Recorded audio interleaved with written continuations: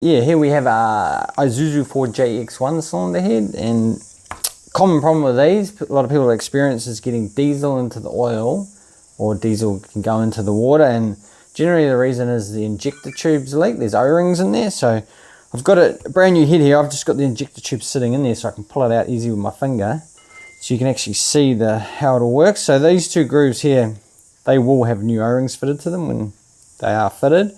In this area here, you have water. This area where this hole is, you will have diesel running through the head to all four injectors, and then another O-ring, and then oil at the top. So if this O-ring leaks, you get diesel in your water. That one leaks, diesel into your oil. And then, yeah, a lot of the time, it's those that go. And I have actually seen heads with electrolysis around where the O-ring will sit. So that is, yeah, what you'll be looking at. They're quite hard to get out. But yeah, we've got all the tooling for doing it and done loads of them, and I test them once they're done, so got it sorted. So that's, yeah, 4JX1 injector tube.